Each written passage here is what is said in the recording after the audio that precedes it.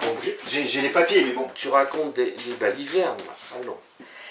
Et je voudrais aussi qu'on en revienne aussi, parce qu'il a été évoqué à plusieurs reprises par vous deux, sur le GEPAN. Donc le GEPAN aurait été gangréné par les ultrasceptiques. Alors ça vient du fait qu'on a fait un travail sur le lac Chauvet, où on a été démoli parce qu'il ne faut pas toucher un cas où le témoin est mort, parce que sinon c'est insulté. Si tu ne le sais pas, tu n'es pas un vrai ufologue. Donc évidemment on a été insulté parce que c'est un témoin mort, évidemment c'est plus facile de s'en prendre à un témoin mort qu'ils le disent, mais bon, n'importe. Ah non, s'il raconte Et dans le rapport, il est mentionné mon nom, celui de ma compagne et celui de Gilles Munch, collaborateur du GEPAN. Alors, il faut expliquer ce que c'est collaborateur du GEPAN. Collaborateur du GEPAN, c'est-à-dire que j'accepte de donner, quand ils le veulent, un peu de mon temps pour aller vérifier des informations. Ça arrive 2-3 fois par an, puis c'est tout. Le reste du temps, on n'est rien du tout. On n'est pas du GEPAN. On n'est rien du tout. On est missionné quand ils ont besoin. Et n'importe qui, s'ils sont un peu compétents, s'ils sont un peu moins bêtes, peut devenir enquêteur du GEPAN. On en cherche dans telle région, il se présente, vous savez faire une enquête, voilà. Mais ça ne veut pas dire qu'il est du GEPAN. Non, non, non, nous ne sommes pas du GEPAN. Et comment penser que moi, ma petite personne, ou Gilles, ou toi, ou les trois ensemble, on va rajouter un quatrième, allez, 4 sceptiques, tendance sceptique. Parmi, je sais pas, on doit être une vingtaine, 20, 25. Un truc comme ça, je ne sais pas au juste, on ne nous dit pas tout. On nous dit pas cache tout. Hein. Entre 20 et 25 personnes, comment tu peux penser que 4 personnes vont influencer les décisions du GEPAN? C'est prendre, mais alors, c'est vraiment insulter le directeur du GEPAN actuel. C'est vraiment l'insulter.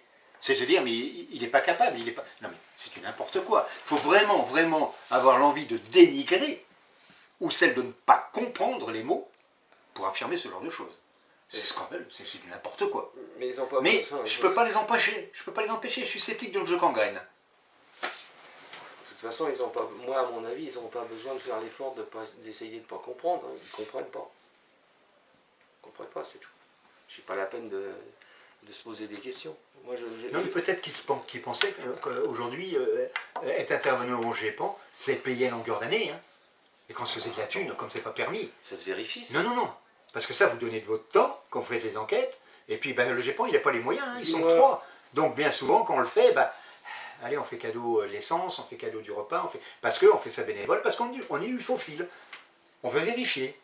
Et puis, je peux même annoncer qu'il y a un sceptique qui a trouvé un cadet. Et merde. Il y a un sceptique qui a trouvé quoi? Un cadet. Et merde. Ça, et ça, on ne dira pas lequel, parce que non. On va partout en France, donc ils ne pourront pas dire c'est dans leur région ou quoi. On n'a pas le droit de dire sur quel cas on a travaillé. Mais il y a un sceptique qui a trouvé un cadet. Moi je lui dis, voilà, c'est tout. C'est tout. Mais les légendes étant tenaces, la haine, si on ne se soigne pas, ça ne s'arrête pas. Donc il va falloir qu'un jour, où ça chute, où il se soigne, tant pis.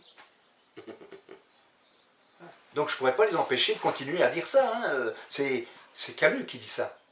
Ils ont gangréné, ils ont gangréné. Mais il ne comprend pas la différence entre être intervenant de temps à autre, parce qu'on est cité dans le rapport du lac Chauvet, et puis c'est ça. Ça ne veut pas dire qu'on est cité, qu'on est du GEPAN. On n'est pas du GEPAN. On n'est pas du GEPAN. En plus, le lac Chauvet, ce n'est pas du GEPAN.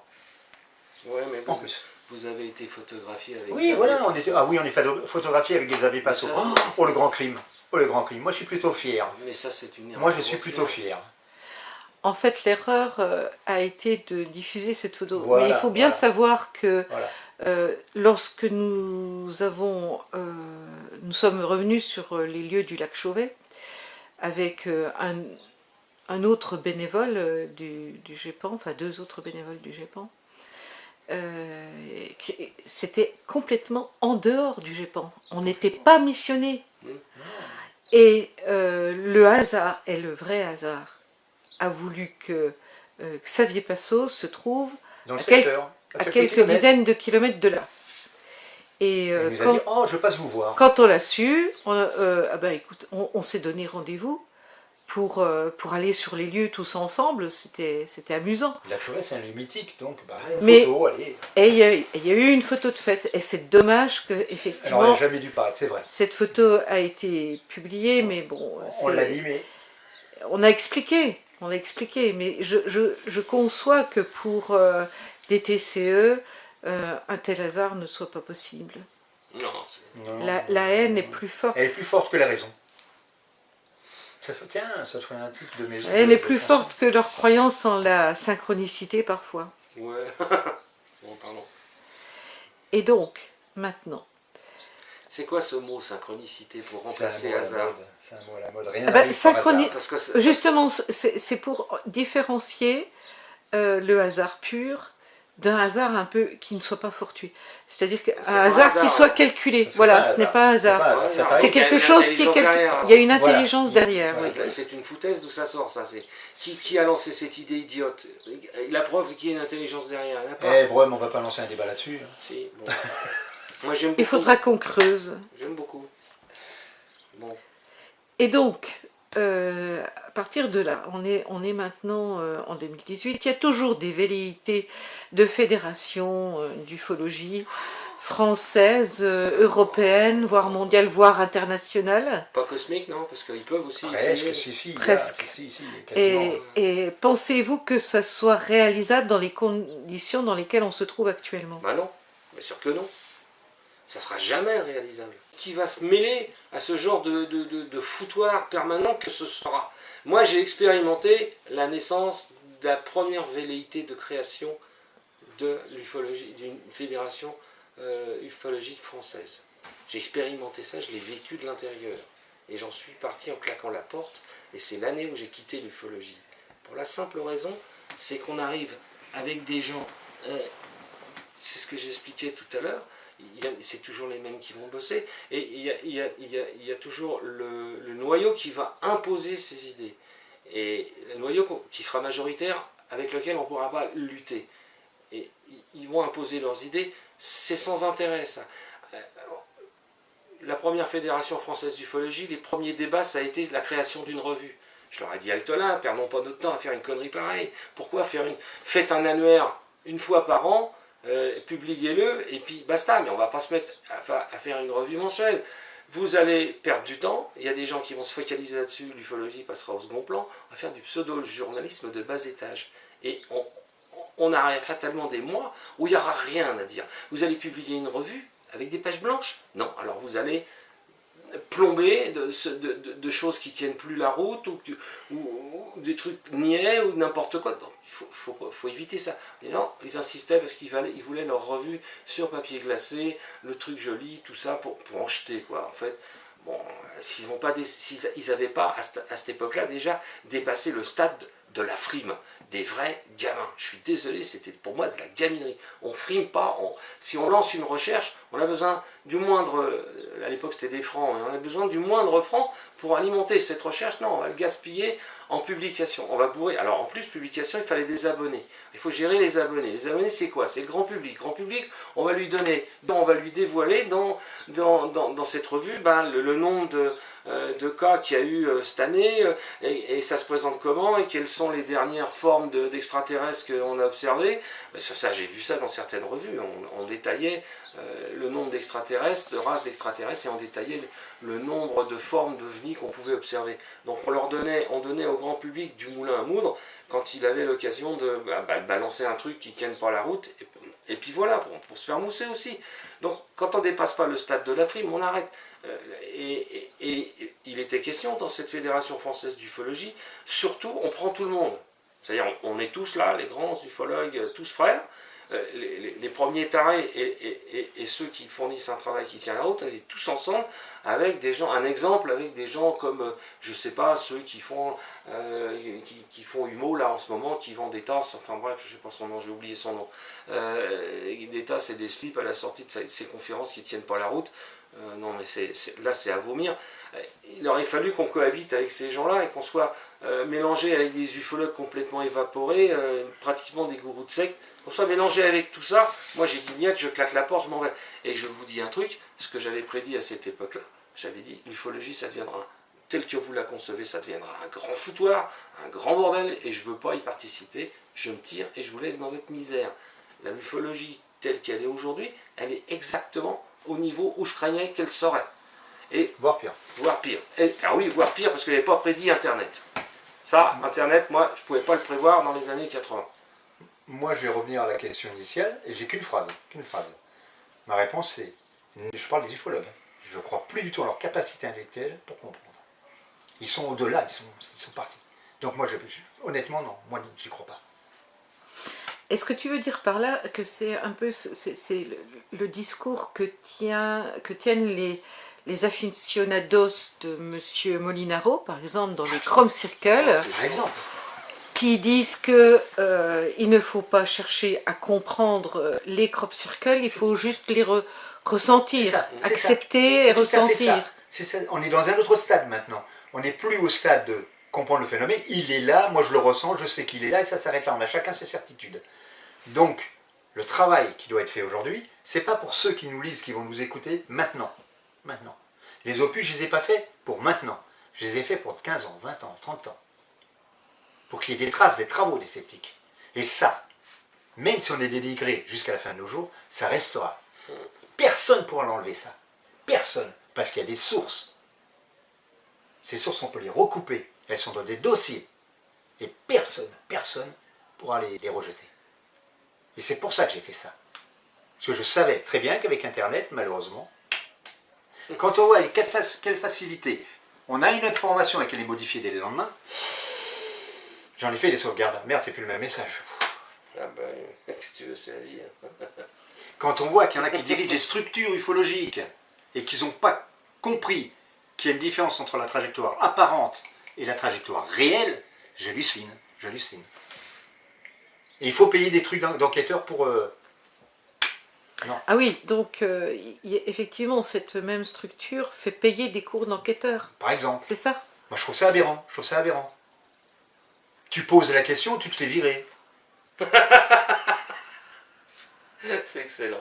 Et ce monsieur est là à venir te faire deux, trois leçons comme ça, alors qu'il y a un décès, celui de Madame Fouet, où je marque que c'était une très grande dame et autre. Il me dit, mais oui, mais vous êtes un faux cul. Certainement. Mais c'est pas le lieu de le dire, ça. Quand on a du respect, on respecte le fil. Pourquoi c'est ce qu'on appelle de l'éducation.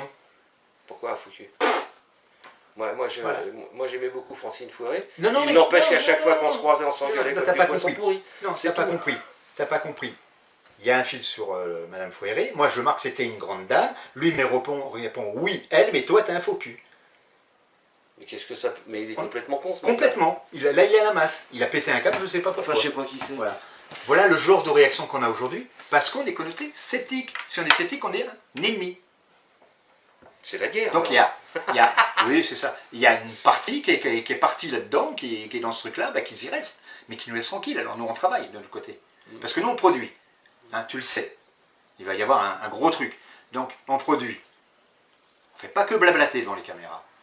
Oui, on pourrait boire un coup aussi. C'est vraiment très exceptionnel aujourd'hui, oui. Voilà. Poussière, hein, donc, oui, c'est exceptionnel aujourd'hui, on fait ça. D'ailleurs, tu vas... Tiens, à mon tour de poser une question. À mon tour, je peux. Pourquoi tu as eu l'idée de faire ça? Je pense que, justement, vous n'avez pas suffisamment la parole. Ben dans les vidéos qu'on peut voir sur Internet concernant l'ufologie, vous n'êtes pas représenté. Enfin, ceux qui adoptent la démarche sceptique ne sont pas représentés. Ceux qui ne doutent plus, moi je doute plus, moi. ne doutent plus, ne sont pas représentés non plus.